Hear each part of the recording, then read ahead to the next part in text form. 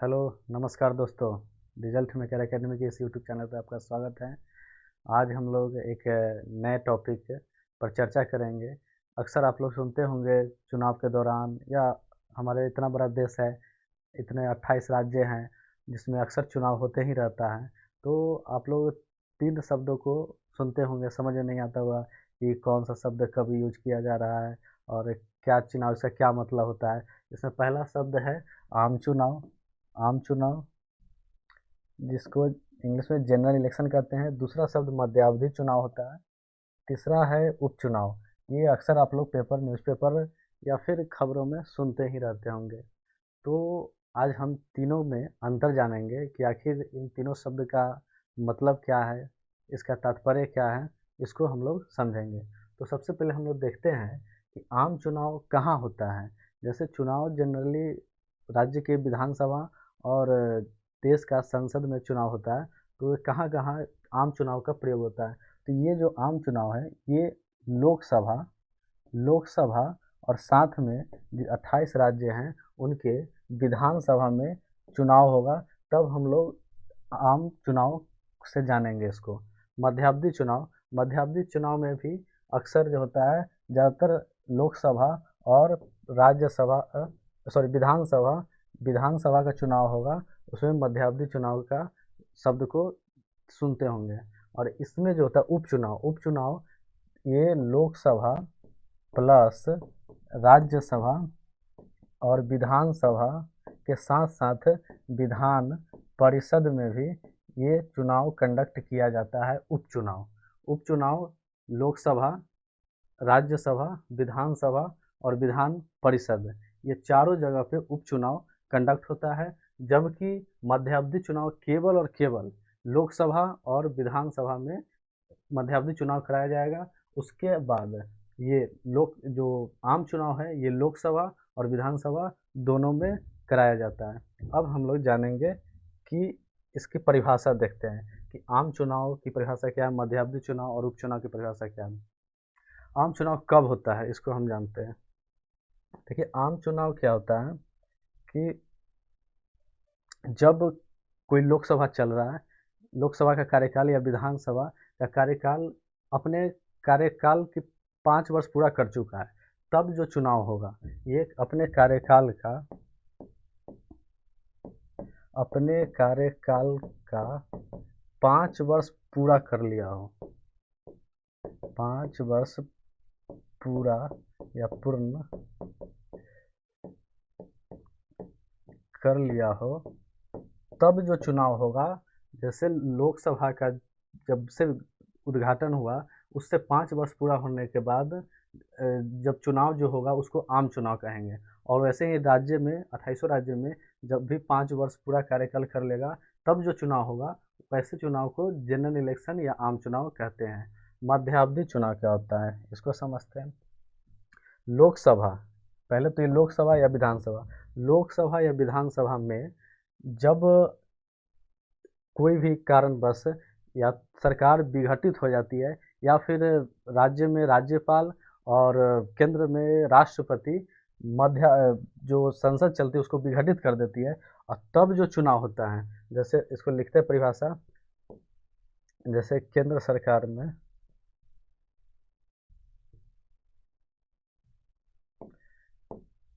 जैसे केंद्र में राष्ट्रपति संसद को विघटित कर देती है, संसद को विघटित करती हो, या राज्य में राज्यपाल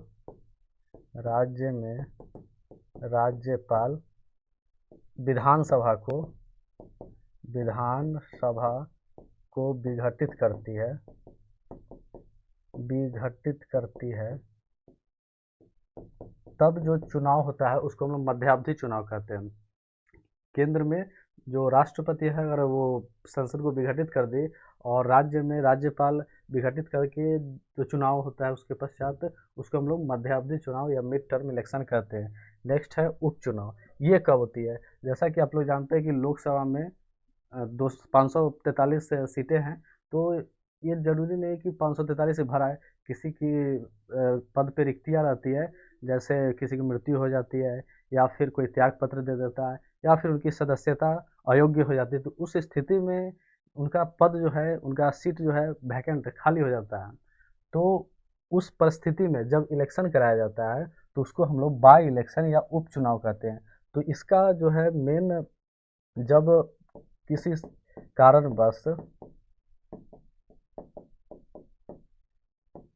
कारणवश सीट जो सीट है वो रिक्त हो जाती है, खाली हो जाती है, तो रिक्त सीट को भरने के लिए जब इलेक्शन कराया जाता है तो उसको हम लोग उपचुनाव बोलते हैं।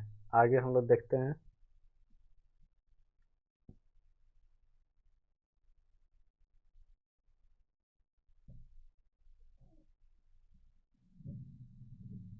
अब कार्यकाल के कितना कितना मिलता है वो देखते हैं हम लोग। तीनों का कार्यकाल, जैसे आम चुनाव का कार्यकाल कितना मिलता है। आम चुनाव जब होगा,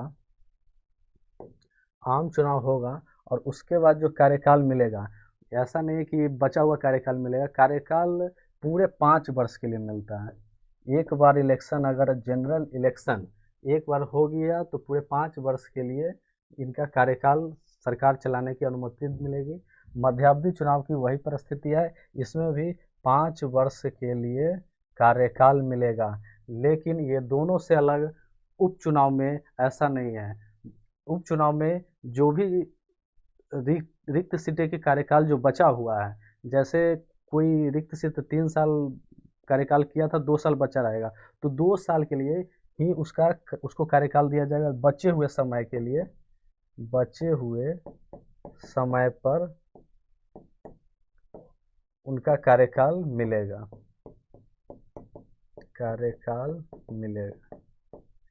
अब हम लोग देखते हैं आगे, चुनाव कब कराना है।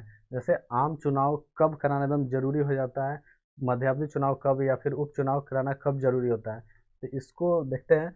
आम चुनाव कराना जब से सरकार विघटित हो गई, सरकार गिर गई, उसके उस समय से 6 माह के अंदर 6 माह के अंदर चुनाव कराना अनिवार्य होता है। मध्यावधि चुनाव में भी वही परिस्थिति है, इसमें भी 6 माह के अंदर चुनाव करा लेना अनिवार्य है। उसके बाद उपचुनाव में भी सेम स्थिति है, इसमें भी 6 माह, जब भी कोई सीट रिक्त होती है तो उससे 6 माह के अंदर चुनाव आयोग के द्वारा चुनाव करा लेना अनिवार्य होता है। तो इस परिस्थिति में कब, 6 माह में तीनों परिस्थिति में, चाहे आम चुनाव हो, मध्यावधि चुनाव हो या फिर उपचुनाव हो, इस तीनों परिस्थिति में 6 माह के अंदर चुनाव संपन्न करा लेना चाहिए, अनिवार्य है ये। अब हम लोग देखते हैं इसका उद्देश्य क्या है। आखिर ये आम चुनाव का या फिर मध्यावधि चुनाव, उपचुनाव, इन तीनों चुनाव का उद्देश्य हम लोग देखेंगे। चलिए फिर देखते हैं चुनाव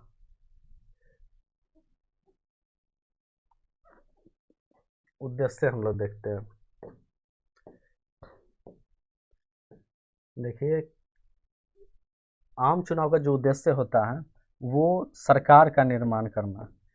सरकार चूंकि गिर गई है, सरकार अभी वर्तमान समय में संचालित नहीं हो रही, विघटित हो चुकी है, तो इसका उद्देश्य होता है आम चुनाव का सरकार का निर्माण करना, सरकार का निर्माण करना। उसी प्रकार मध्यावधि चुनाव में भी वही परिस्थिति है, इसका भी, इस चुनाव के द्वारा भी हम लोग जानते हैं कि हम लोग इसमें 5 वर्षों के लिए सरकार बनाने का कार्य करते हैं, तो इसका भी उद्देश्य है सरकार निर्माण करना।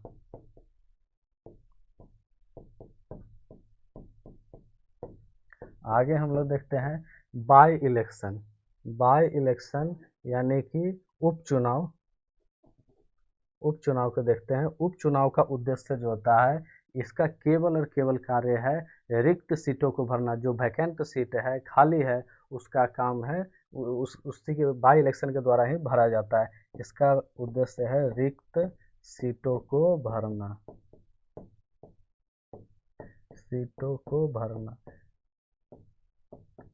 इस प्रकार आप लोग देख सकते हैं कि आम चुनाव, मध्यावधि चुनाव, उपचुनाव, इन तीनों में क्या क्या अंतर है। आई होप कि आगे आप लोगों को ऐसे शब्दों सुने तो कोई परेशानी ना हो, बड़ी सहजता से आप इस शब्दों को अपने अंदर आत्मसात करें। तो फिर मिलते हैं इसी के साथ नेक्स्ट वीडियो में। धन्यवाद।